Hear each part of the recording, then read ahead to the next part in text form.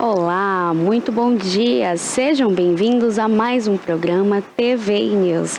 Quero agradecer o seu carinho, a sua audiência, você ligadinho através do canal 24.2 pela operadora TVC, a TV Cabo aqui em todo o sul da Bahia.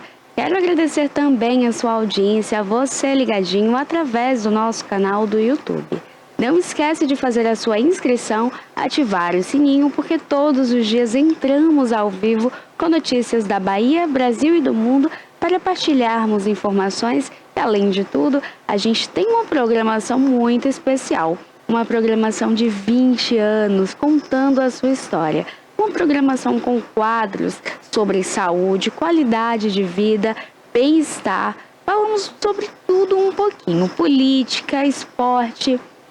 Tem aquele dia da poesia, do cinema, a arte, a cultura que entrelaça, então, com dicas valiosas para o seu final de semana, entrevistas mais do que especiais. Falamos também sobre política e um pouquinho aqui, olha, da nossa região, do Brasil e do mundo. Então, por isso, fica ligadinho aqui durante toda essa semana em nossa programação. Os nossos quadros, eles são diários, tem quadro de direito e dá para você também instalar através da nossa galeria de aplicativos, o TV Play Brasil. Por lá você consegue conferir toda essa programação em tempo real ou as nossas reprises. Dá para pausar, acelerar, adiantar, tudo isso a um clique do seu tablet, computador ou smartphone. A gente tem aqui, olha, essa amizade muito bonita, afinal somos uma grande família. Então não esquece, através do seu Instagram, você consegue acompanhar também os nossos quadros especiais, as nossas entrevistas e alguns trechos aqui também dos nossos bastidores. Por isso, entra aí nas suas redes sociais e segue a gente também por lá. TV Play Oficial é o nosso Instagram. Somos uma grande família e você não vai querer perder nada. Por isso, entra agora e segue também a TVI. Olha, eu já quero iniciar aqui também os nossos destaques do dia com uma tragédia marítima, então. Aconteceu uma tragédia fatal, deixando 14 feridos e um morto. O que acontece é que em Morro de São Paulo, 2 lanchas colidiram ali no período da noite. Eram 2 lanchas transportando ali turistas e esses passageiros, infelizmente, se encontram agora em estado grave, passando por atendimento médico. A gente tem alguns dos vídeos, olha, a gente consegue observar aí uma das partes em que colidiu ali, olha, foi a lateral, então, de um dos barcos que deixou, inclusive, um desses feridos e acabou ali não resistindo aos ferimentos e indo a óbito. As imagens, elas circulam aí através também das redes sociais, trazendo, né, esse alerta para que a gente consiga também buscar agora aí por mais claridade ali, alguns faróis, até mesmo já foi falado ali nessas embarcações que as pessoas tinham ali esse acesso e muitas delas não conseguiam ver nem quem estava na própria embarcação, ou seja, era difícil ali também para quem estava à frente, para quem estava pilotando, comandando a embarcação. Essas 2 embarcações, então, elas colidiram na noite de ontem em Gamboa, em Morro de São Paulo. Um atrativo turístico, a gente sabe a quantidade de turistas que circulam ali, olha, principalmente nessa época do ano. Essa época do ano recebe muitos turistas, muitas pessoas que vêm para curtir, conhecer essas águas cristalinas que Morro de São Paulo tem a oferecer, uma beleza natural muito grande, mas que infelizmente essas lanchas acabaram colidindo e trazendo aí essa fatalidade. Não é a primeira tragédia que acontece, então, aqui nas águas da Bahia. Esse é um episódio que deixa, então, aí esse alerta para que essas embarcações elas estejam ali dentro da legalidade e, além de tudo, que possam trazer também segurança a quem está ali nessas embarcações. A gente consegue ver também que os populares estavam ali tentando ajudar também nesse resgate. Foi um momento ali de aflição, tanto para quem estava observando ali o percurso, quanto também para as pessoas que estavam dentro das embarcações. Imagina, essa foi uma situação também muito complicada. A gente consegue ver aí, olha, os vídeos, as pessoas pulando no momento em que colide as pessoas entram ali, olha, nas águas para tentar ajudar. Um dos barcos, então, ele chega então a emborcar, no sentido ali de capotar, como a gente fala, para esses casos. E a gente consegue observar aqui uma das carcaças também desse barco, o quanto ficou ali, olha, ferido. A gente consegue sentir, né? É uma pressão muito grande. Uma embarcação como essa, ela tem ali uma capacidade para mais ou menos 10 a 12 pessoas. Então, essas embarcações têm essa capacidade, claro que pelo horário não tinham ali 12 pessoas em cada. O que acontece é que tinham em torno ali de 10 pessoas na embarcação, onde deixou então um óbito, e na outra embarcação tinham mais 8. Então, acabou totalizando ali em 14 feridos. As vítimas estão em estado grave ali no hospital e, além de tudo, é um susto muito grande. Agora a gente espera, né, que a Marinha ela esteja aí, olha, fazendo esse serviço em nossas águas, aqui em nossa Bahia. Aconteceu também um outro episódio, alguns anos atrás, e vitimou muitas pessoas. Foi uma tragédia fatal em Porto Seguro, onde 2 balsas elas colidiram. Então, assim, tinham pessoas ali dormindo dentro do carro, tinham crianças, as famílias fazendo ali o percurso entre Arraial da Ajuda, Porto Seguro, e a gente consegue observar ali, né, o quanto essas tragédias elas despertam cada vez mais um alerta para termos mais segurança também em alto mar. E olha, a gente observa que para além de se ter essa segurança, a claridade, ter faróis ali também, para que uma lancha consiga visualizar a outra e evitar então essas batidas, também as pessoas que têm ali os seus barquinhos, que possam também estar atento e, além de tudo, não fazer o uso de bebida alcoólica durante também esse trajeto, durante esse processo ali de sair de um local para outro em lancha rápida, jet ski, em barco. Por quê? Em um caso como esse, uma noite ali, tudo muito escuro, a pessoa que estiver, né, bebendo pode então ali vir a ser uma vítima fatal. A pessoa não vai conseguir, né, a tempo sair daquela situação ali com consciência. Então, esse é um alerta também. Nessas viagens em que a gente faz e tem que andar com a lancha rápida para trocar de uma cidade para outra, de uma ilha para outra, é necessário que você também, olha, tenha o colete, use o colete, vai salvar a sua vida, vai minimizar ali também a potência, o impacto do acidente. Observe também a todo momento ali, o piloto ele está com sinais de embriaguez, não embarque. O piloto não está, pode embarcar, mas embarca ali observando. Evita também a bebida alcoólica desse trajeto. Ninguém vai, olha, morrer por esperar um pouquinho. Pelo contrário, isso vai salvar a sua vida. Então, são essas dicas super importantes. E os nossos parabéns também, olha, a esses cidadãos aí que estão ajudando. A gente consegue observar pelos vídeos desde ontem à noite. As pessoas, elas iam até as águas, procuravam, queriam realmente ajudar. Então, que a gente continue com esse sentimento bom no coração de ajudar o próximo, de ter essa empatia, porque é o que o mundo de fato precisa. Nós, quanto TV, deixamos os nossos sentimentos, a família enlutada, e aos feridos nós desejamos saúde, que eles possam o mais rápido possível sair dessa situação e se recuperar. Olha, um outro caso que eu quero falar com vocês também é sobre um ônibus, então, que tombou com 50 pessoas e deixou 10 mortos em Minas Gerais. Segundo informações ali do Corpo de Bombeiro, entre as vítimas estão 2 crianças. O acidente aconteceu, então, na madrugada desta terça-feira, de segunda para hoje, em um trevo próximo ali no Triângulo Mineiro, em Araguari. Esse acidente, ele tombou um ônibus nessa BR, a gente consegue ver aí, olha, pelas imagens. Foi realmente ali um acidente muito, muito grave. Pelo menos 10 pessoas ali morreram e mais 10 ficaram feridas.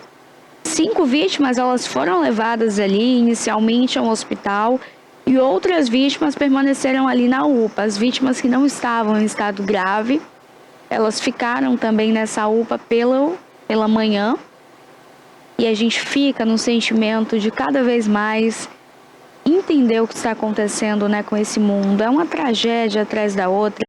Então, sempre fica um alerta para a gente de que, ao entrar em qualquer veículo que seja, o equipamento para sua segurança, o cinto de segurança fornecido ali no ônibus, dá para você colocar, vai minimizar o impacto, vai melhorar também a sua condição ali de viagem, trazendo segurança.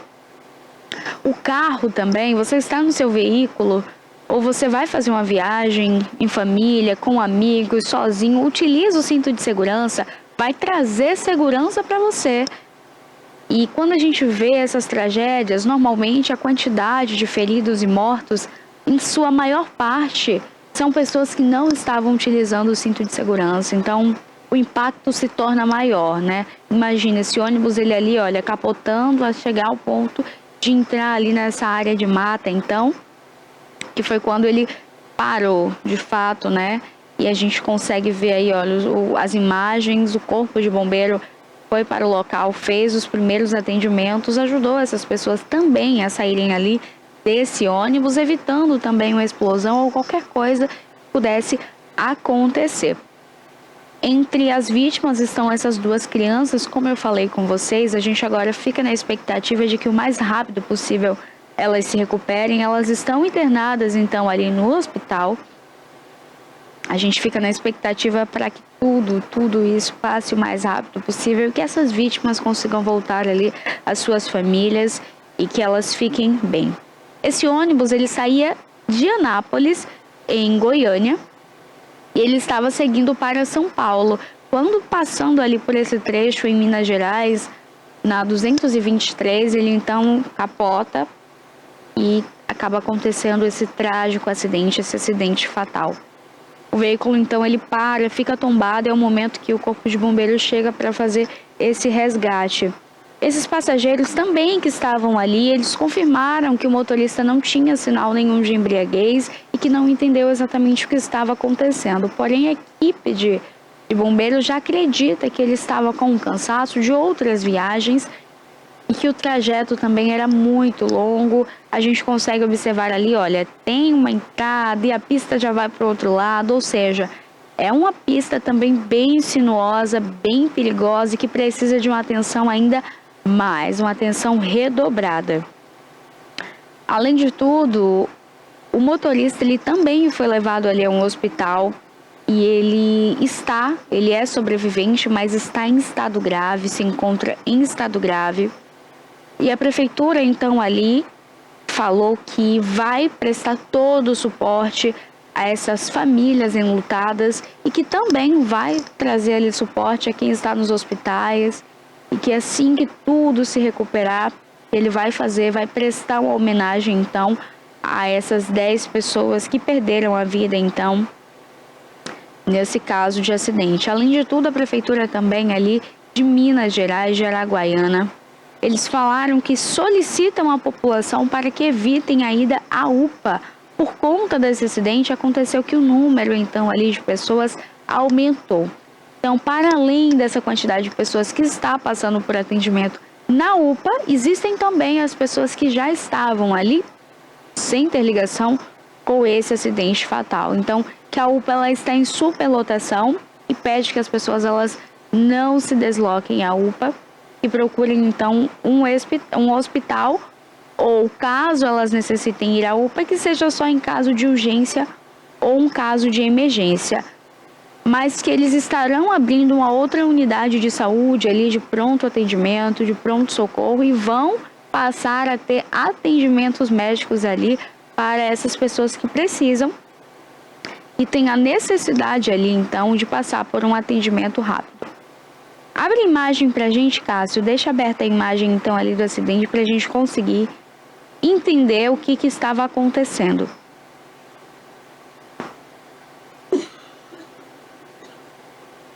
Esse ônibus, ele vinha ali, olha, em direção aonde vem alguns caminhões. Após esse caminhão do Corpo de Bombeiro, a gente consegue observar ali.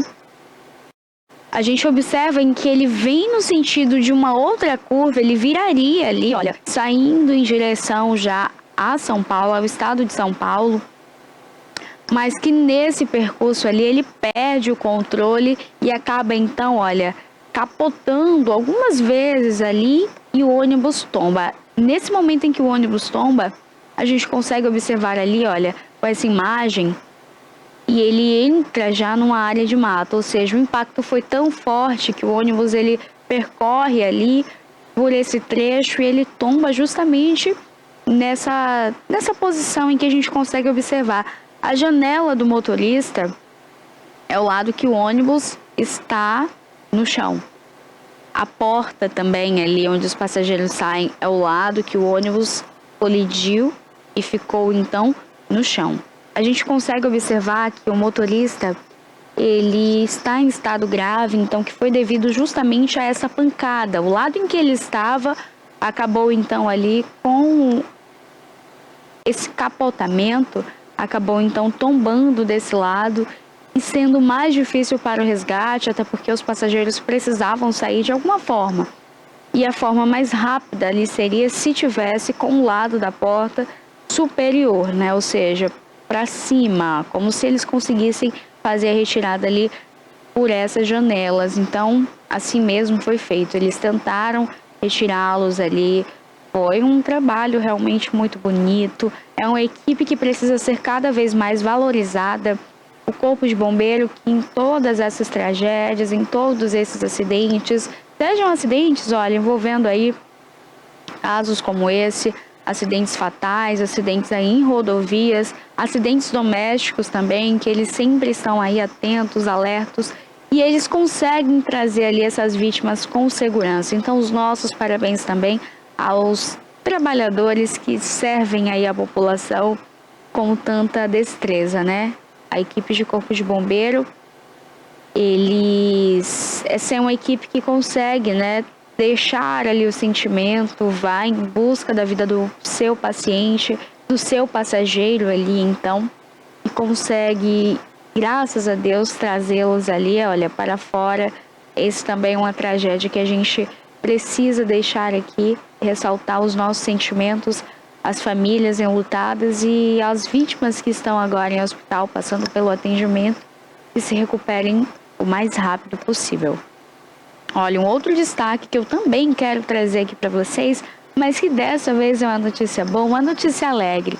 O Papa Francisco, então, ele faz aparição aí, olha, no Vaticano após internação. Ele passou por um período ali muito complicado em sua saúde. A gente sabe que deixou também a população de forma nacional preocupada e buscando ali entender o que havia acontecido.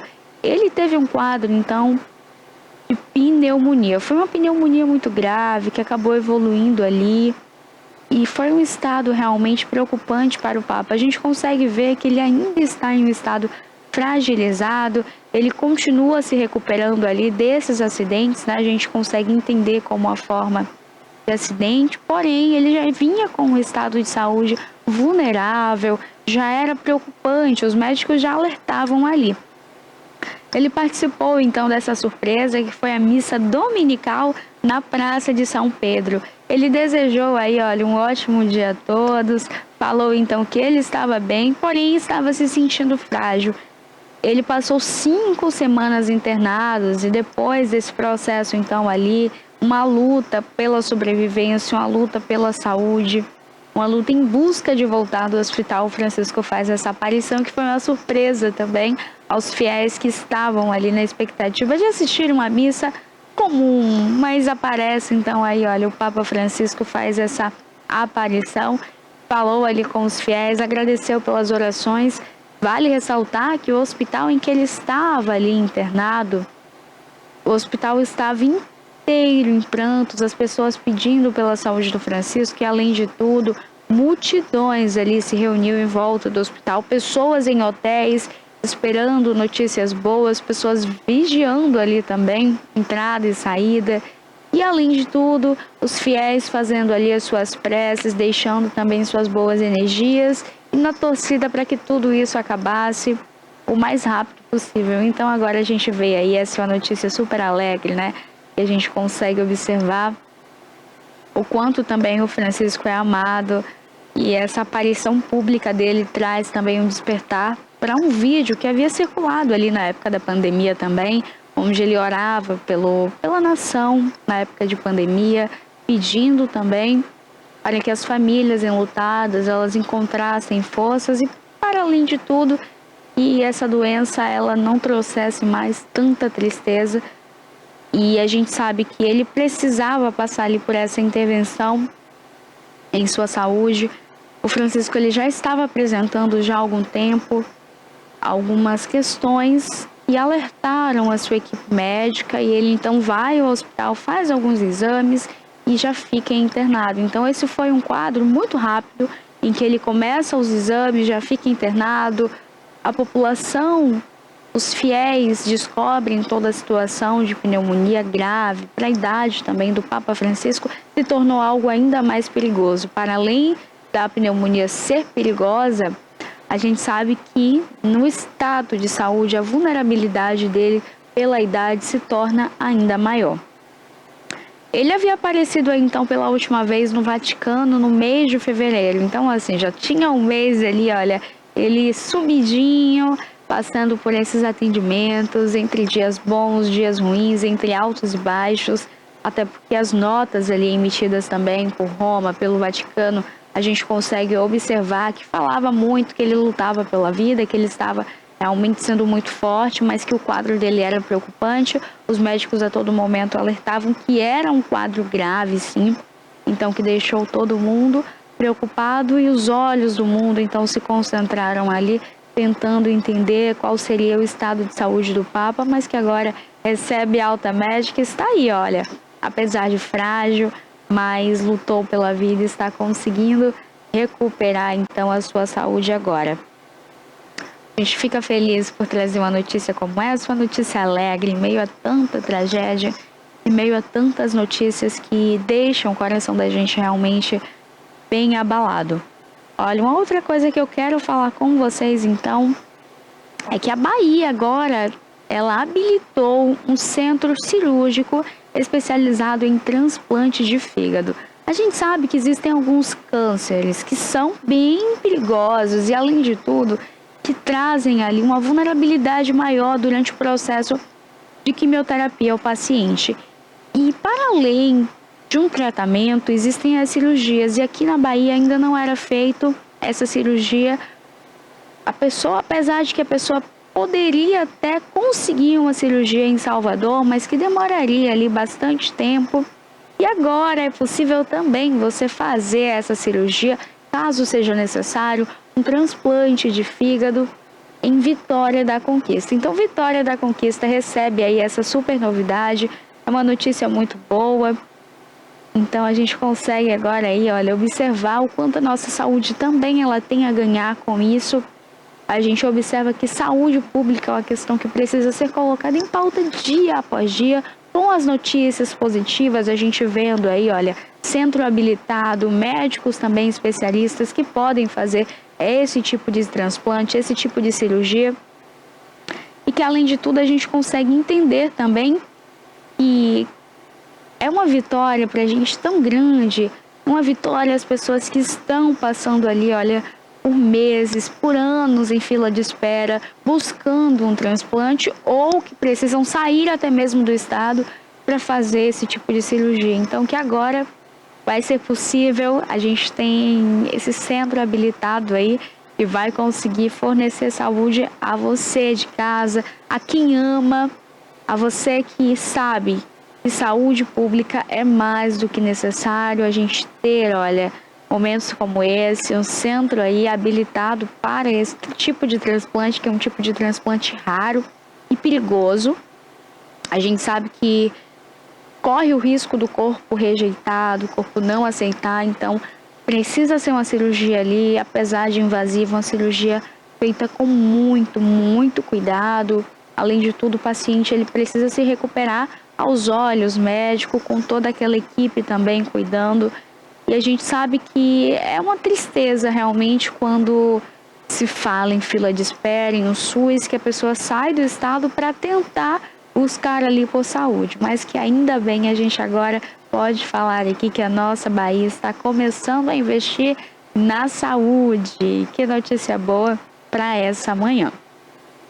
Olha, e para a gente finalizar aqui os nossos destaques nesse primeiro momento, porque daqui a pouco tem Bem Viver com Priscila Cel, aquelas diquinhas de especialistas, aquelas dicas de saúde, qualidade de vida e bem-estar. Eu quero colocar para vocês um videozinho aí super fofo, um vídeo bem engraçadinho, porque dizem que o cão é o melhor amigo do ser humano, o melhor amigo do homem. E dessa vez um cãozinho aí protagonizou uma cena linda e super inusitada.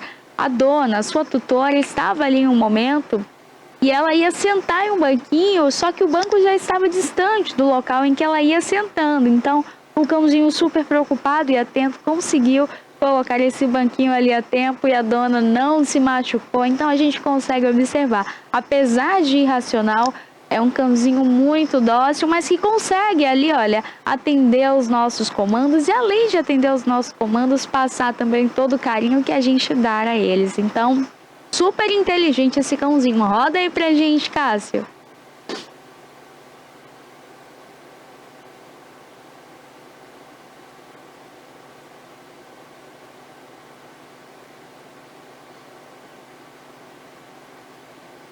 Olha, a gente consegue observar ele com as patinhas indo para próximo, onde a dona, a sua tutora, iria sentar então e enche ela ali de carinho. Uma fofura, né? Pequenininho esse doguinho. É muito, muito inteligente, muito bonito. É um gesto realmente ali, olha, de muito carinho. É um gesto de gratidão, né? O cuidado em que a tutora dele fornece a ele. A alimentação, o lar cheio de amor, com conforto e segurança, que é o principal, né? Então a gente consegue ver aí, é algo tão puro, é um amor incondicional de fato, e que a gente consiga cuidar, olha, dessas fofuras cada vez mais. A gente vê esses vídeos e o coração fica quentinho, né? Ele traz ali um banquinho então para a tutora e a tutora vai, senta no banquinho e não se machuca. A preocupação ali e que a gente consiga ver cada vez mais vídeos como esse, vídeos que alegram, que aquecem o nosso coração e que a gente também cuide dos animais, né? Já fica até um alerta também, em caso de violência, a gente sabe já o que fazer, ligar para a polícia, ligar para os órgãos, contatar um órgão responsável então, para que a denúncia seja feita e, além de tudo, para que o animalzinho ele tenha ali, olha, qualidade de vida e segurança também. Olha, hoje também é dia de Bem Viver com Priscila Cel, aquelas diquinhas que faltavam no seu dia, aquelas diquinhas que vão despertar o seu cuidado com o seu corpo, vão trazer informações a você. Então, tudo isso você encontra aqui. Pode rodar a vinheta, porque hoje é dia de Bem Viver.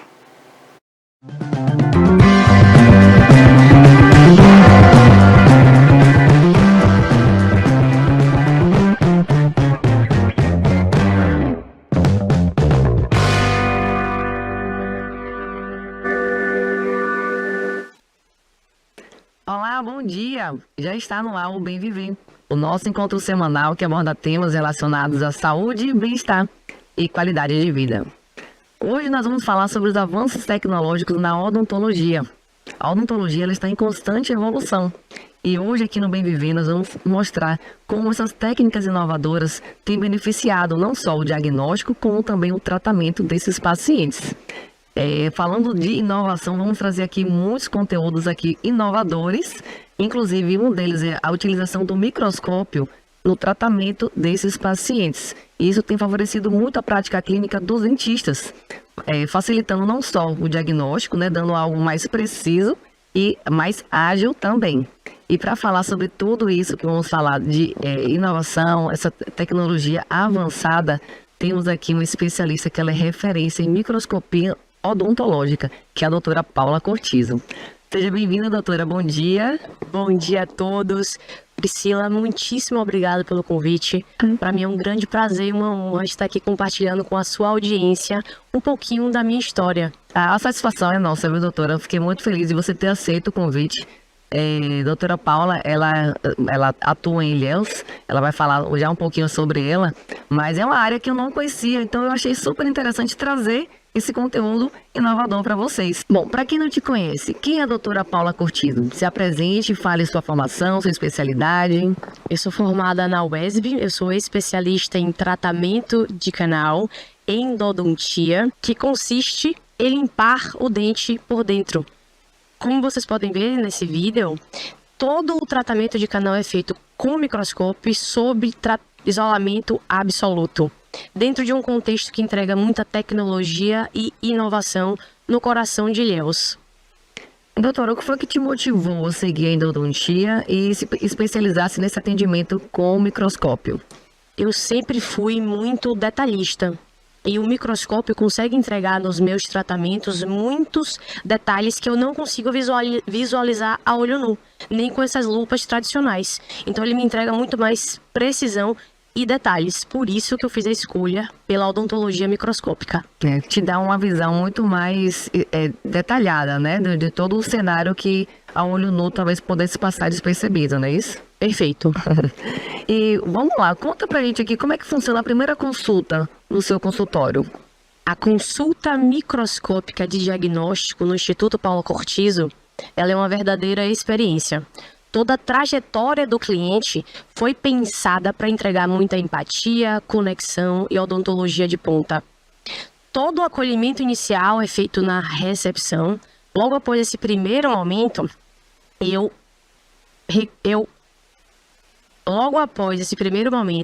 eu acolho o paciente e direciono ele para a sala de atendimento clínico, onde ele vai receber os primeiros cuidados da nossa auxiliar, para deixar ele muito mais calmo e relaxado, que consiste em passar um hidratante labial, colocar uma bolsinha de colágeno, fazer uma massagem relaxante com óleo de lavanda, para preparar ele para esse check-up odontológico.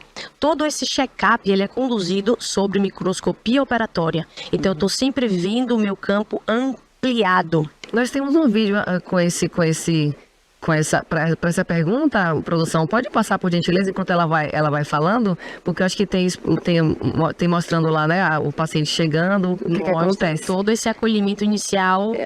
É o vídeo que tem 1 minuto e meio, que mostra a entrada da paciente, né? Exatamente. Todo acolhimento inicial é feito aí na recepção.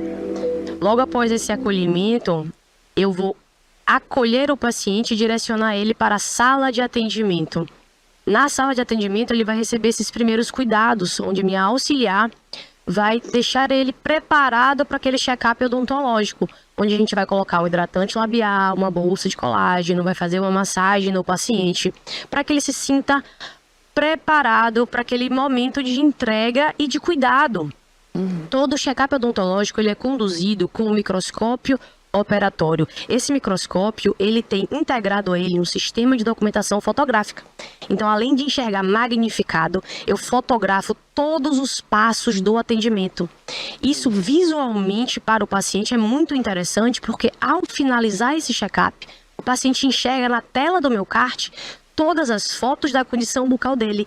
E para além disso, também os raios-x que a gente faz ali naquele momento. Nós temos um sensor radiográfico e uma radiografia portátil que facilita muito essa entrega visual do paciente de como está a condição bucal dele naquele momento e quais são os próximos passos que ele tem que fazer a seguir para manter a saúde bucal em dias. Nossa, então todo atendimento seu se baseia nessa visualização de forma microscópica, né? Perfeito. O microscópio operatório, que chama isso, ele melhora o diagnóstico e a precisão do tratamento, doutora? Demais. Ele melhora muito a precisão, porque eu consigo enxergar o dente em até 25% vezes mais do que a olho nu. Então, nem essas lupas tradicionais conseguem me enxergar tantos detalhes. Com o microscópio, a gente não deixa canais passarem despercebidos, a gente consegue limpar melhor o dente e entregar um prognóstico melhor para o paciente. Temos vídeo também desse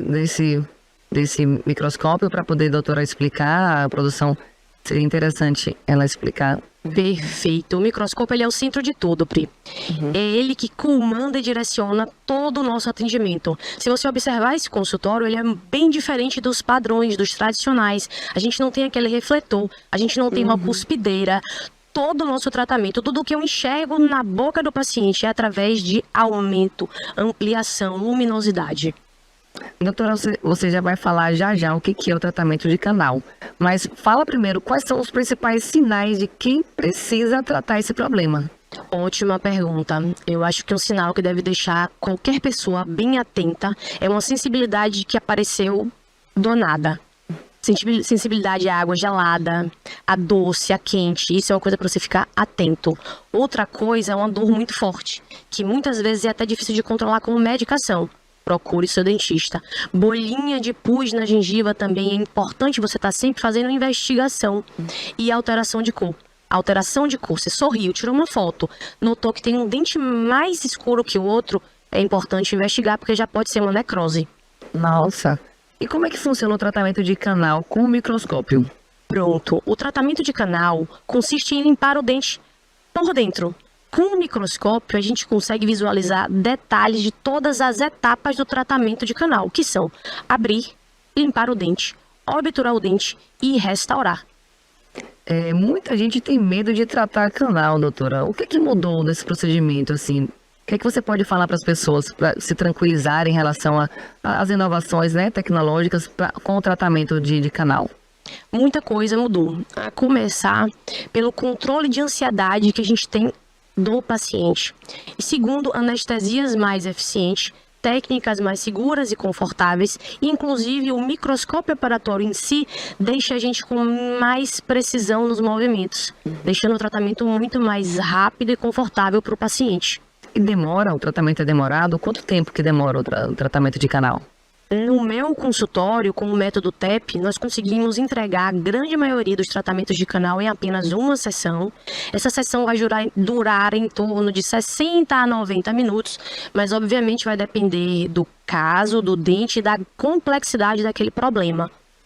E os erros são muito comuns quando o tratamento de canal é feito sem o microscópio?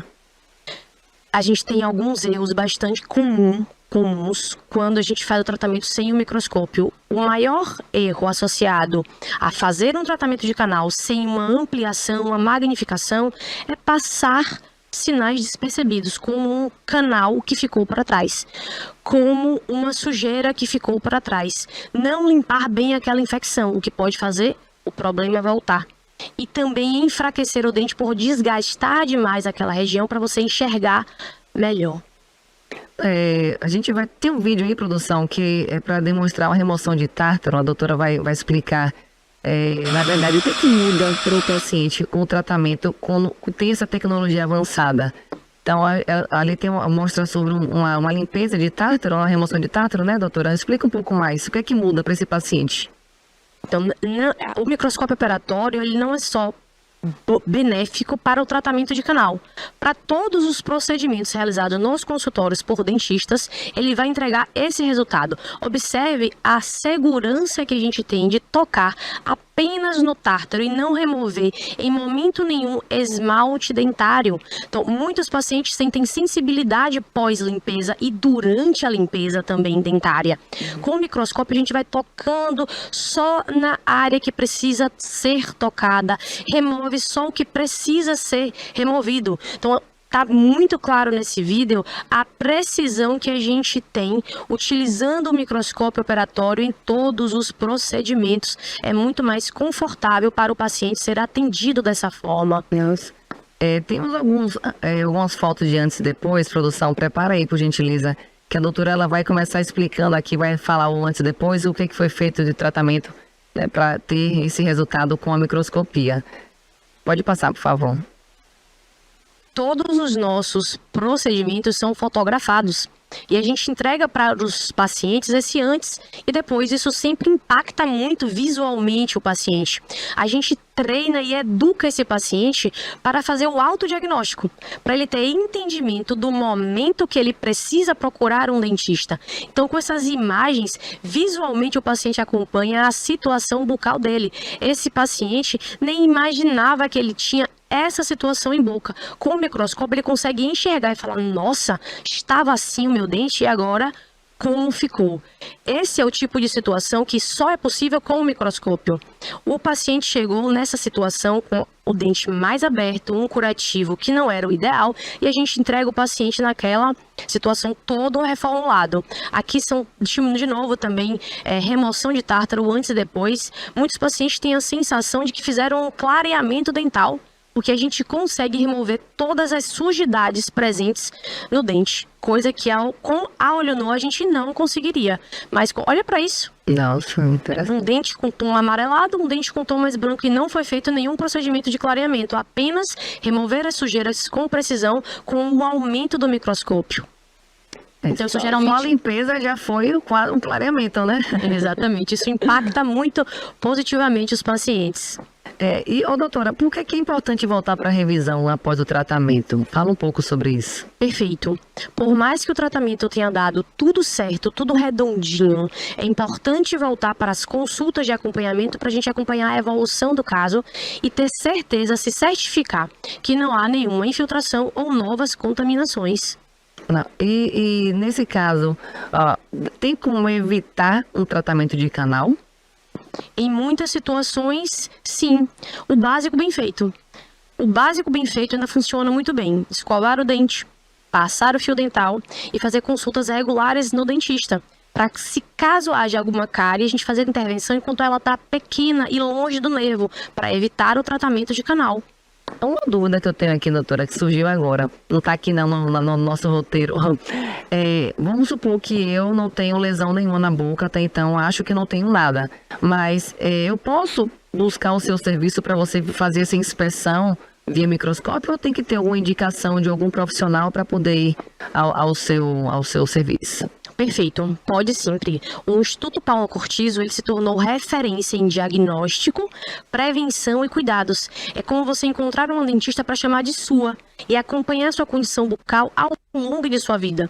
Hoje a gente trabalha muito mais com prevenção do que com intervenção. Então o foco do microscópio é esse: examinar e te entregar a sua condição bucal, mostrar os pontos aonde você pode melhorar e como manter essa saúde bucal ao longo de sua vida. E você atende criança também? Nosso foco são pacientes adultos, mas nós atendemos crianças caso haja necessidade. Eu digo só pela questão de a chance de cárie ser maior, de identificação, mas existem pediatras ou dentistas pediátricos que fazem esse trabalho, né? Perfeito. Interessante, porque visualizar, né, seria mais um item a colaborar para o tratamento, né, dessa criança. Vamos lá, então, vamos falar sobre quais são os maiores mitos sobre o tratamento de canal. Ótima pergunta. Eu acho que o maior mito está relacionado à dor. A dor é um gatilho emocional, tem um apelo muito forte. E o tratamento de canal sempre foi associado à dor. Mas atualmente, com a técnica correta e com a anestesia certa para o seu caso, o tratamento de canal é muito confortável. E por que algumas pessoas sentem dor mesmo após o tratamento? Um desconforto pós-operatório é até, de certa forma, esperado. É uma inflamação residual, é o corpo se recuperando. Mas uma dor que não passa, uma dor forte, pode sim ser um problema que precisa de revisão. É bom contactar o seu dentista. Geralmente, depois de quanto tempo que o paciente retorna para essa revisão? Nossas revisões são feitas com 1 mês, 3 meses, 6 meses e 1 ano. As revisões são sempre muito rápidas. É um exame clínico, um exame radiográfico e o paciente está liberado. Essa tecnologia ela realmente veio para contribuir não só para a prática clínica do dentista, como do paciente também, né, doutora? Como é que essa tecnologia mudou a endodontia? Fala um pouco sobre isso. A endodontia, eu poderia dizer que foi a área da odontologia que mais se beneficiou com os avanços tecnológicos na última década. Quando eu formei, eu costumava dizer que na UESB a gente fazia os tratamentos de canal no modo raiz. Hoje os endodontistas estão na Disney, estão vivendo na época Nutella da endodontia. Eles têm à disposição deles tecnologias como o microscópio operatório, a tomografia, que é um exame tridimensional, ajuda a gente a melhorar o diagnóstico, a planejar o caso, motores elétricos, anestesias mais seguras, bisturi elétrico, laser. Então é uma gama de tecnologia que só vem a agregar e somar para o conforto do paciente e uma maior previsibilidade na entrega daqueles resultados. Temos um vídeo, produção. Pode passar, por gentileza, para a doutora Paula explicar. Acho que ela mostra só a panorâmica do Instituto, que você vai mostrar as tecnologias, o que você tem de mais moderno, né, doutora? Que o seu serviço ele tem esses equipamentos aí super modernos. Fala um pouquinho. Eu tenho o maior orgulho de dizer que eu fui a primeira mulher da Bahia a fazer toda essa automação no consultório. E dentro desse consultório, a gente tenta entregar, além de tecnologia, muita conexão com o paciente. Nós nos importamos com a pessoa que está ali entregando a saúde bucal dele para a gente. Então, por que não investir no melhor para ele? Então, temos microscópio, temos um kart automatizado, temos raio-x digital e sensor digital portátil, temos todo esse acompanhamento visual de tudo o que está acontecendo durante o tratamento na boca do paciente. Ele não fica só na imaginação. O que é que está se passando aqui dentro enquanto ela está me examinando?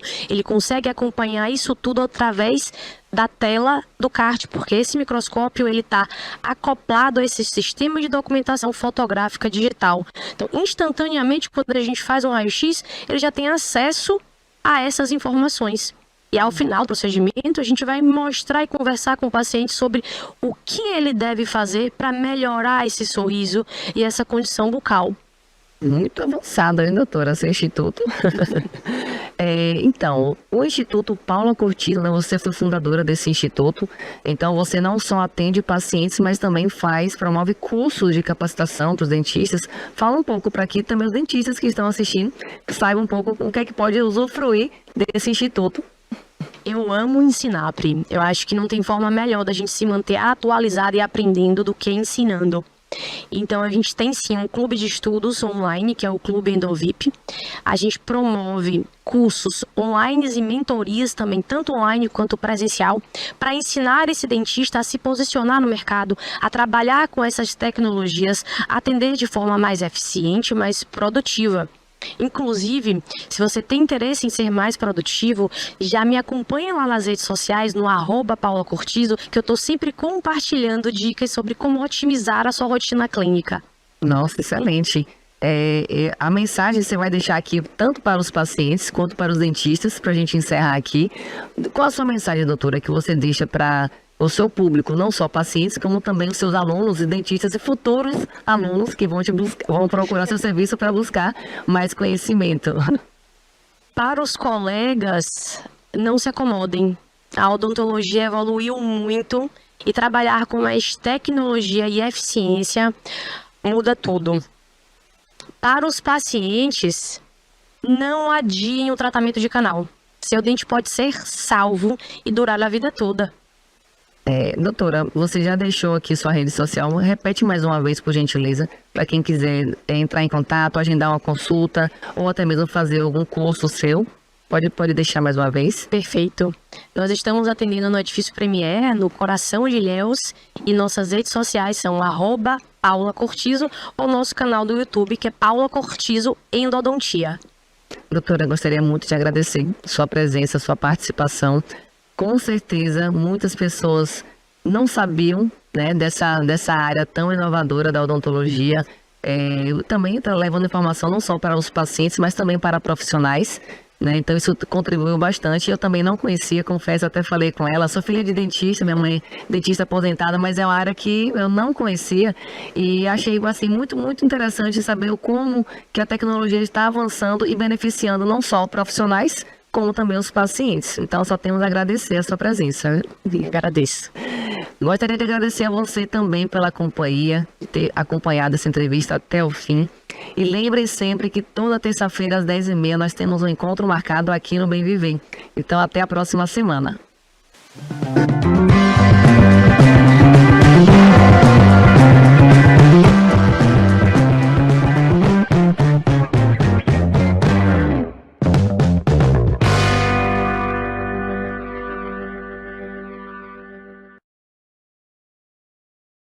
Olha, estou de volta aqui com vocês e quero iniciar o nosso destaque, então, aqui nessa segunda parte, esse segundo momento de nosso programa.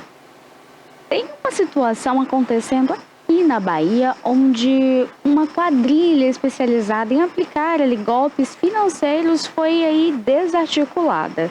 O Ministério Público aqui da Bahia, a MPBA e a Polícia Federal deflagraram, então, nesta terça-feira, logo nas primeiras horas ali da manhã, uma operação que investiga fraudes e cumpre também ali mandados de prisão e busca de apreensão em Feira de Santana.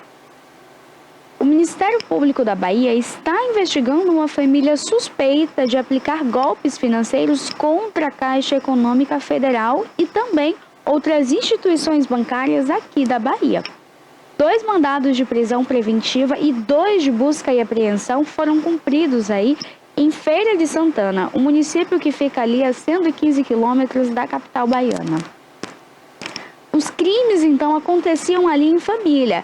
Envolvem a abertura de contas com documentos falsos e também empréstimos fraudulentos. E, de acordo com as investigações, os prejuízos totalizaram aí no valor maior, R$170 mil. O golpe ele se baseava então em quê, Pérola? Na abertura de contas com diversas cidades ali aqui de nossa Bahia, como Feira de Santana, Riachão do Jacuípe, Santo Antônio de Jesus, Castro Alves, Amargosa, Valença, Cruz das Almas, enfim. E eles abriam essas contas, faziam empréstimos nessas contas e esse valor era transferido ali para o nome do laranja, como é colocado, como é citado. E a gente consegue entender que essa família, ela já praticava esse golpe aí há bastante tempo. O valor é muito alto, chega aí a mais de R$170 mil. Para além desse valor, eles utilizavam ali documentos falsos. Então, ninguém sabia exatamente quem era quem. Em um momento, eles chegavam em uma cidade com um documento em um nome, pai, mãe e filha. E em outro momento já chegavam naquela cidade já com outros documentos. Algumas pessoas começaram a observar e viam eles pela cidade com o nome, daqui a pouco já não era esse nome, já mudava. Enfim, tudo isso foi trazendo ali um alerta, foi despertando a curiosidade das pessoas de entenderem o que tinha por detrás de todo esse mistério, desse nome diferente. Então, a gente sabe que essas pessoas, elas utilizavam desses nomes, desses documentos falsos para se apropriar ali, além dessas fraudes bancárias, também de alguns imóveis. Então, eles chegavam ali, falavam que eles eram os donos dessa residência, dessa propriedade, tentavam se apossar, faziam ameaças. Algumas pessoas rendiam as ameaças com medo ali, então, das represálias, outras não. E foi assim que o Ministério Público entendeu essas denúncias como realmente uma quadrilha, vindo ali um golpe, esses atos criminosos como uma quadrilha. E essa quadrilha ali é pertencente por uma família, pai, mãe e uma filha. Chegou até a rimar, né?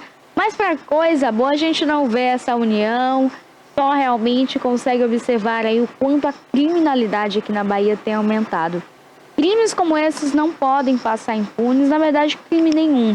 Agora, quando a gente fala em família, a gente contextualiza uma situação como essa, é de ficar abismado de fato. Porque um contexto em uma família, um contexto onde as pessoas se amam, as pessoas estão próximos e a gente espera que tenha ali uma relação afetiva, algo bacana, infelizmente traz uma situação como essa, né? Golpes ali sendo aplicados, empréstimos sendo feitos e, além de tudo, ameaças e retaliações a famílias que tinham propriedades e eles queriam se apoderar, então, dessas propriedades, dessas residências. Ainda bem, então, que o Ministério Público entendeu ali de uma situação, entendeu que era algo grave, não apenas denúncias sendo feitas ali, espaçadas por pessoas diferentes. E, além de tudo, a nossa Bahia passa, então, aí por um momento muito difícil.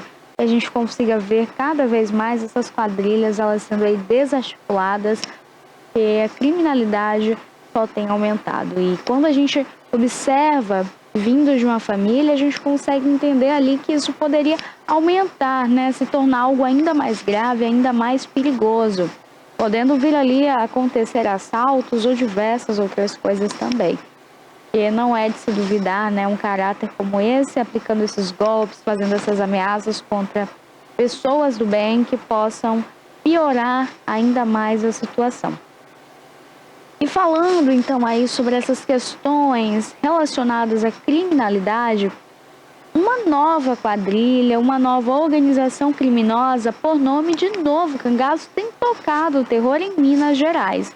Os bandidos atacaram ali a agência da Caixa Econômica e também a sede da Polícia Militar em Minas Gerais.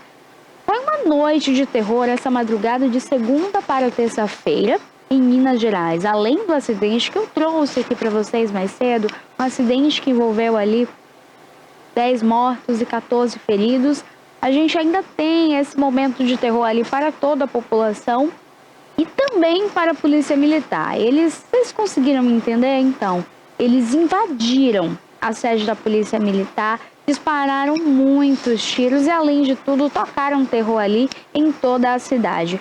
Aconteceu também uma tentativa de assalto aí à Caixa Econômica. Por volta ali, então, já das 4h15 da manhã, eles começaram ali a ir às ruas. As pessoas viam muitos homens encapuzados, com muitas roupas pretas, a balaclava também, e começaram a suspeitar já que tinha algo de estranho acontecendo na cidade. Quando começaram a se comunicar através de grupos de WhatsApp e, de repente, em questões de minutos, já começa esse terror extremo. Os criminosos, então, dessa nova organização criminosa, dessa nova facção, eles atacaram uma agência da Caixa Econômica em Guaxupe, que é localizado ali no sul de Minas, e a gente sabe, foi uma tragédia assim anunciada, porque além do assalto, eles no mesmo instante em que a polícia iria sair ali da sede, eles também atacaram a sede da polícia para evitar, então, que a polícia chegasse e interceptasse toda a ação. O ataque ali, ou seja, eles chegam na cidade, tudo se inicia a partir de 1h45. Então, é quando os carros começam a rodear a cidade, rondam ali nos bairros, as pessoas observam os comportamentos diferentes. E tudo isso inicia no início da madrugada, obviamente, as pessoas dormindo, a cidade silenciosa.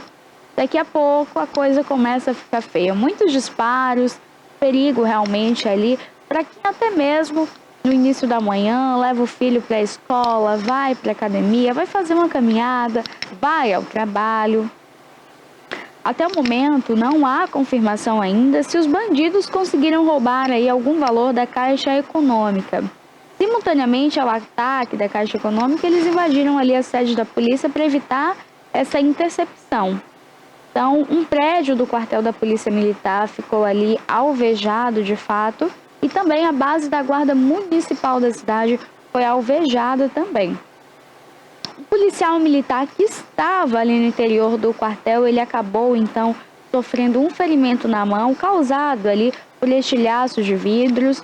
As informações também indicam ainda que os autores utilizaram ali cerca de 5 veículos blindados para essa ação criminosa, ou seja, já foi algo realmente muito bem programado. É uma quadrilha ali também que já está instaurada no sul do nosso Brasil. E agora as imagens aí, elas estão ajudando também a polícia com a identificação desses criminosos, com alguma tatuagem, um trejeito de andar, ou até mesmo a identificação dos carros também. E além de tudo, a gente consegue entender e ver pelos vídeos que circulam nas redes sociais que os criminosos estavam altamente armados. Os vídeos mostram ali a quantidade de armas e, além de tudo, as roupas que eles utilizavam, colete à prova de balas e os carros blindados, o que demonstram ali que eles estavam preparados. A Polícia Militar, juntamente com a Polícia Civil, afirmaram que estão fazendo as diligências necessárias para tentar prender os bandidos e também fazer o rastreamento ali dos carros, inclusive com o reforço ali da Polícia Federal também. O Comando de Missões Especiais, por meio do BOP, eles também estarão aí ajudando a fazer essa prisão. Ou seja, é uma equipe aí em busca, fazendo investigações, tentando entender e tentando trazer ali segurança também para a população. Além de tudo, os trabalhos contam aí com o BOP, Polícia Civil, Polícia Militar e Polícia Federal. Ou seja, os órgãos ali de segurança pública estão se unindo a fim de fazer uma investigação a fundo para tentar entender o que é essa nova organização criminosa e, além de tudo, apreender esses bandidos, né? Esses criminosos que tocaram terror ali. Os moradores, então, da cidade, eles falaram que foi um terror extremo. Eram muitos disparos de tiro. E as pessoas que moravam próximo ao quartel, as pessoas que moravam próximo ali também à Caixa Econômica, relataram um terror extremo. E durante a madrugada, o único pedido era para que elas permanecessem vivas. E eram muitos disparos. Então, a gente entende que o Brasil passa por esse momento, por essa crise na segurança pública, e que agora os nossos órgãos competentes possam estar à frente dessas missões, dessas operações, trabalhando pelo cidadão de bem, a fim de trazer, então, aí mais segurança, a fim de entender e interceptar essas novas organizações criminosas. Esse novo estilo aí de ataque vem de uma nova facção criminosa e normalmente esses ataques eles são classificados aí do estilo novo cangaço e eles são praticados por um grupo que cerca as cidades, ou seja, já aconteceu ali em algumas outras cidades circunvizinhas, de essas cidades serem rondadas, acontecer ali essa vigilância. Então, a cidade depois é invadida, muitos carros blindados, veículos altamente ali, olha, protegidos e, além de tudo, eles armados até os dentes. Então, agora a polícia precisa, para além de identificar, a polícia precisa fazer um trabalho de segurança nas ruas para que a gente consiga dormir em paz, né? Porque nem dentro de casa a população aí de Minas Gerais conseguiu ter segurança. Imagina, dormindo, acordar com diversos disparos, armas do exército. Então, a situação realmente ficou muito difícil, até porque a polícia não conseguiu chegar ali, eles sofreram essa retaliação. Segundo, então, o especialista em segurança pública e um professor também da Faculdade Getúlio Vargas, o Rafael Alcapadini, ele disse que esse termo aí, dessa nova organização criminosa, faz referência a ações de tentativa de domínio a uma cidade inteira. Ou seja, os criminosos eles tentaram ali extrair vultuosos volumes da agência bancária, porém que a polícia ainda não contabilizou o valor. E que por isso ainda não foi divulgado. Mas que esse novo nome dado a essa organização criminosa é entendido ali como o cangaço. A gente sabe o que acontecia na época lá do Lampião. A gente sabe as situações que eram, as pessoas feitas de refém sofrendo, as retaliações também ali, a segurança pública. Então, essa nova organização criminosa tem essa referência, traz então ali essas retaliações para além da população, também aos nossos policiais. Olha, e eu quero falar com vocês aqui também sobre Semana Santa. Semana Santa está chegando. Você aí de casa já deve ter começado a observar as compras, ir ao mercado, começa já a fazer ali análise, o valor do peixinho, análise dos temperos. E a gente sabe, o bacalhau tem que ter na mesa na Semana Santa.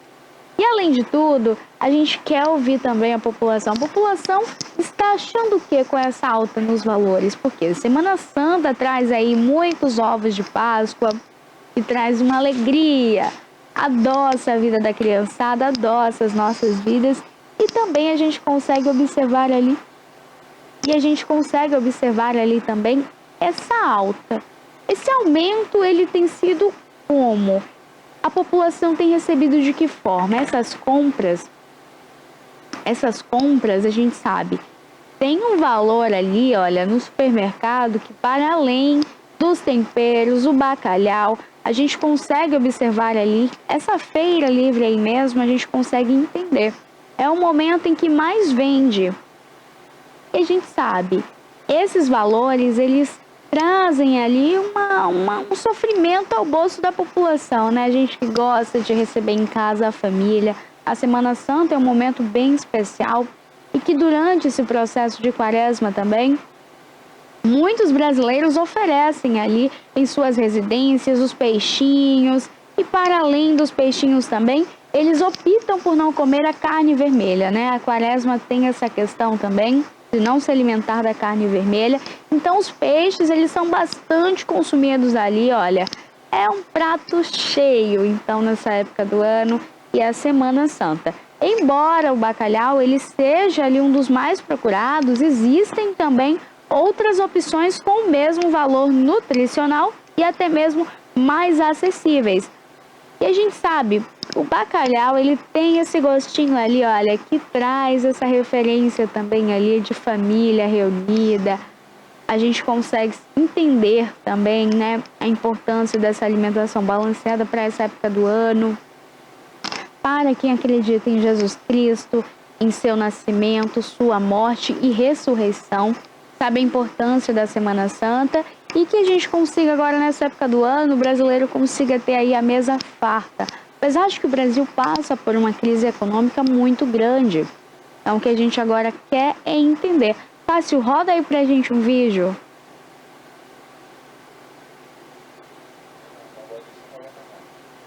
Então a gente tinha um vídeo aqui que eu vou contar para vocês. O pessoal relatando ali, então, sobre esse aumento no valor do bacalhau.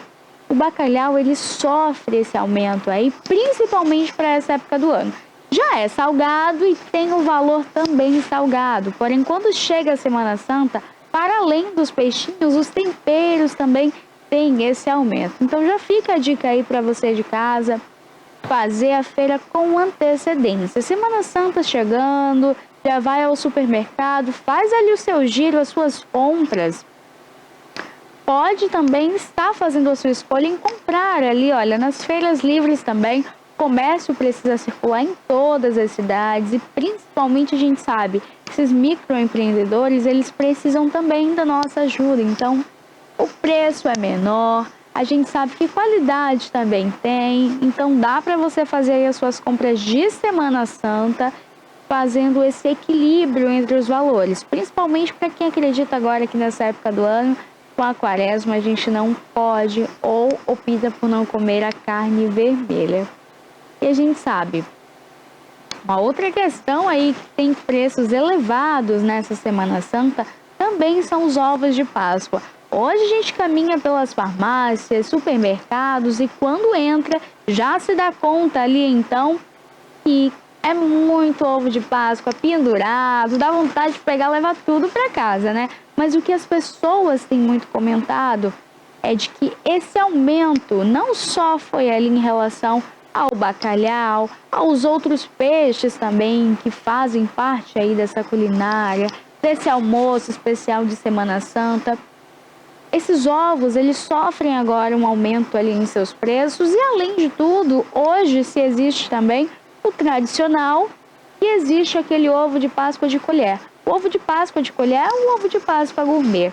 Então tem esse aumento e essa diferença ali também que passa entre o ovo de Páscoa e esse momento novo, gourmetizado, aquele ovo de Páscoa bonito, decorado, aberto. Então, é desse daí que a gente fala. A gente consegue observar que a indústria ela tem tido essa cada vez mais esse aumento nos preços e para além desse aumento no preço, a população que tem sofrido com tudo isso. A gente consegue entender que os ovos de Páscoa, depois de um tempo, eles passaram por um aumento ainda maior. A gente consegue observar, olha, dentro desses ovos de Páscoa, antigamente, vinham ali uns brinquedinhos. A inflação subiu, mas a gente conseguiu observar que foi retirado aí, então, esses brinquedinhos que traziam ali uma alegria para a criançada.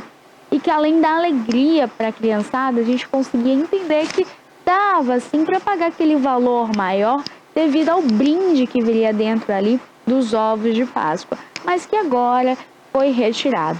As empresas, então, do ramo alimentício que fazem, então, esses ovos de Páscoa de colher, eles trabalham ali com essa forma gourmetizada, uma decoração. Você escolhe o recheio que vem dentro, você escolhe a forma que vem decorado por fora também. É uma época do ano mágico. Eu diria que depois, então, do Natal, é uma das melhores épocas, assim, religiosas. Eu acredito muito que, por bastante tempo, o ovo da Páscoa, ele se tornou um símbolo muito forte. Mas que hoje, cada vez mais, com a forma que a gente consegue se expressar nossa fé, expressar os nossos sentimentos, as crianças passaram a entender que o ovo de Páscoa é sim gostoso, é bacana, é importante, mas que existe um significado maior para além de tudo isso, que é o nosso Jesus, e ele renasceu, e ele faz parte, então, aqui de tudo isso, né? Desses momentos alegres, dos momentos tristes, e que essa é a maior mensagem de Páscoa. O renascimento de Jesus, que precisa ser diário em nossas vidas. Então, para além da Semana Santa com preços altos, que a gente consiga também passar por esse processo de uma forma mais calma, entendendo e agradecendo pela família, agradecendo pela vida, as oportunidades que existem. E a gente tem uma programação aqui também, olha, bem especial. A gente vai receber aqui, então, o bispo de nossa cidade, a gente vai falar com ele, conversar um pouquinho aí, e eu tenho certeza que você de casa não vai perder. Então, a nossa programação também para a Semana Santa, ela está bem bacana, bem especial, hein? Eu diria a vocês, então, que a gente consegue aí, olha, ter uma das programações mais especiais para esse ano de 2025, porque é um ano de aniversário. Então, para além de ser um ano de aniversário, aqui da TVI, a gente tem uma programação também bem bacana sendo montada. Desde o ano passado, a gente traz aqui nessas datas especiais dicas também para você de casa não perder. Dicas de decoração ali, como organizar essa mesa para receber a sua família. A gente sabe que uma mesa, ela tem o poder de unir, de agregar, de passar esse amor, esse carinho. E além de tudo, os alimentos também. Então, a gente tem muita dica especial vindo aí para vocês. A gente tem muita novidade. Então, você não vai perder aqui a nossa programação do TVI News. E além de tudo, as nossas demais programações, porque depois do TV News continua esporte, depois vem Denilton Santos, Alerta Cidade, que fala aí sobre um pouco de tudo. Olha, uma coisa que eu queria tratar aqui com vocês também, um outro aspecto, voltando aí sobre questões de segurança, a Bahia, ela dispara, ela desponta ali no ranking de estado mais perigoso. A Bahia está entre os 10 estados mais perigosos. E por que, Pérola, você está voltando em falar sobre a criminalidade na Bahia? A Bahia, ela tem aumentado os números, então, aqui de homicídios. E quando a gente fala sobre essas questões, a gente precisa cobrar mais as nossas autoridades, mas para além dessas cobranças, a gente precisa agora tentar entender o que acontece, porque esse cenário, ele está, então, aí mostrando para nós. A Bahia, ela passa por esse novo processo, um processo ali onde organizações criminosas, elas estão voltando a atacar umas às outras. E vindo para o nosso contexto Itabuna também, a gente consegue observar a quantidade de assaltos que novamente voltaram a acontecer. Dados, então, da Polícia Civil alertam os moradores também para que possam sair de suas residências ali, olha, observando onde vai, observando os horários também. É super importante que a gente consiga cobrar segurança pública, mas que a gente consiga também utilizar da maneira correta os nossos meios públicos, os espaços que são nos dados. Ou seja, ao sair ali de sua casa, essas daqui são dicas que vêm da própria polícia. Ao sair de casa, observar, vai fechar o portão, esses portões mesmo com controle, e faz ali, né, a abertura e fecha também os portões. Você precisa ter uma segurança redobrada. Nesse processo em que você entra em casa com o carro, você precisa estar ciente tudo que está acontecendo ali em sua volta. Então, a Polícia Civil também aqui de nossa cidade fez esse alerta para que a gente consiga também entender o que está acontecendo em nossa cidade, para que a gente consiga ter a nossa devida paz, a nossa devida segurança. Então, a Bahia passa por esse momento crítico em segurança pública. A segurança pública, ela tem mostrado cada vez mais essa deficiência, e as mortes, elas são retratos de tudo isso. Já que há desponta entre as cidades mais perigosas daqui, e a gente consegue entender que uma cidade, embora pequena, com um número tão grande de mortes para 4 meses do ano, a gente não está na metade do ano, são 4 meses. Abril começou agora. E a gente consegue ver uma quantidade muito grande. Os gráficos mostram, conseguem decifrar ali o que vem por trás dessa deficiência. Eu acredito que o principal é a nossa educação. A educação, ela é a base de tudo, a educação é o futuro. A educação abre portas e a educação consegue transformar. Então, para que a gente consiga ter a nossa Bahia ali melhor em setores públicos, para que a gente consiga ter uma segurança melhor, a gente precisa de criança na escola. E criança na escola, uma escola reformada, são professores sendo pagos em dias. Além de tudo, a acessibilidade, a gente está no mês de conscientização sobre o autismo, mês de consciência que o diferente, ele é igual. O diferente também é bonito. Então, que falar, trazer esse mês de conscientização?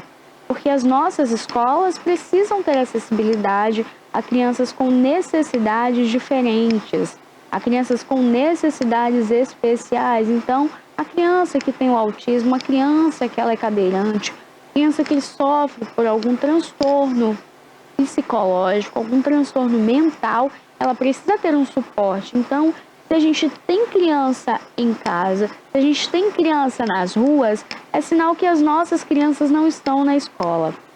Criança na escola tem tempo de sobra para brincar, para aprender, vivenciar com outras crianças. E a criança na rua, a criança que não tem aquele contato, ela vê de tudo que acontece. E a gente vê, a criminalidade aumenta, as nossas crianças perpetuam isso nas suas ações. Então, para que a gente cobre segurança pública, a gente precisa cobrar também outros pontos, outros vetores. São vetores que amenizam a dor ou que trazem uma melhora nessa deficiência. O amenizar a dor é o choro, é o sofrimento de uma mãe amanhã. Então, que a gente consiga levar as nossas crianças para escolas.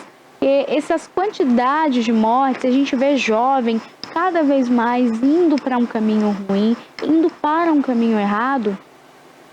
E tudo isso ele vai se perpetuando dia após dia, para que a gente consiga então ali observar que o nosso governador tem feito um bom trabalho.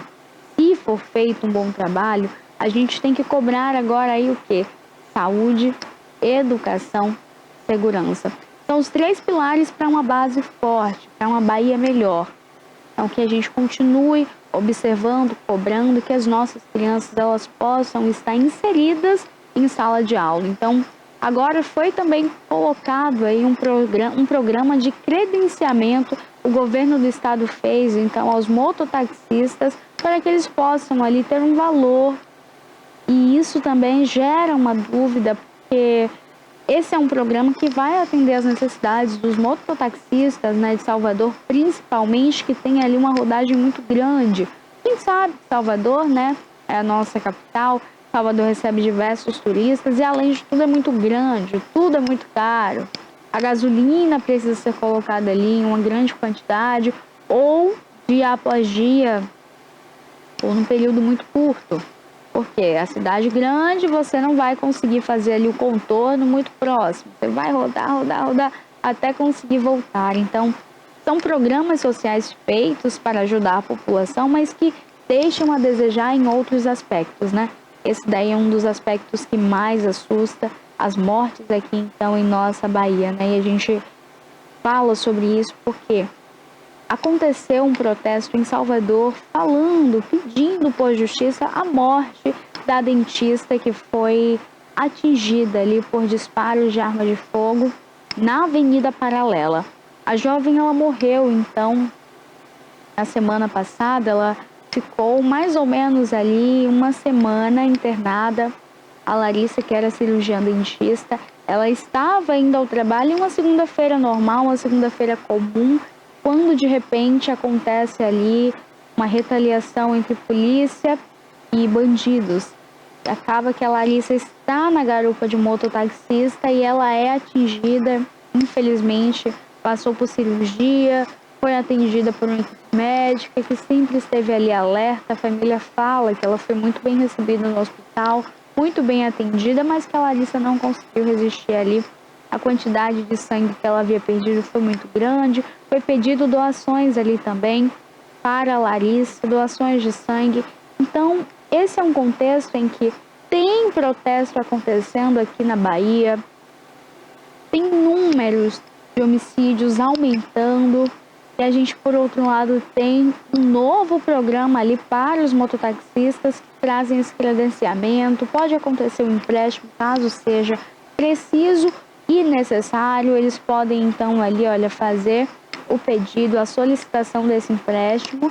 Então, foi um projeto aí, e o governador, ele teve essa iniciativa para ajudar os mototaxistas, e que agora, com tudo isso que vem acontecendo, a família, então, dessa cirurgiã dentista acabou indo às ruas, protestando, pedindo por justiça e clamando ali também por mais segurança. Então, fica esse alerta também a você de casa, que a gente possa pedir, cobrar, que a gente consiga levar para o nosso dia a dia, né?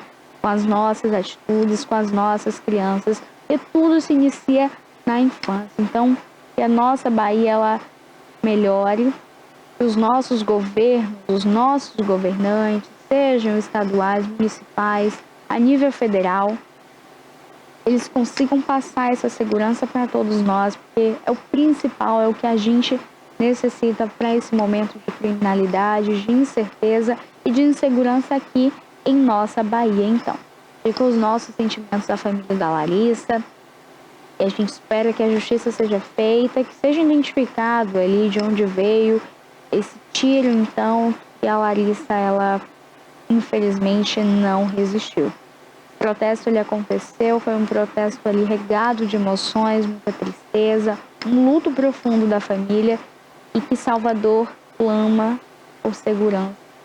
A população clama cada vez mais por segurança. Que os nossos policiais, os nossos heróis, né, eles consigam aí estar à frente, estar nas ruas, protegendo, defendendo. Em breve tudo isso aqui a gente consiga superar, né? É uma perda, uma jovem cheia de talento, saúde, uma jovem cheia de vitalidade, com garra, atendendo seus pacientes diariamente, e foi mais uma vítima que entra então para essa estatística aqui de mortes da Bahia.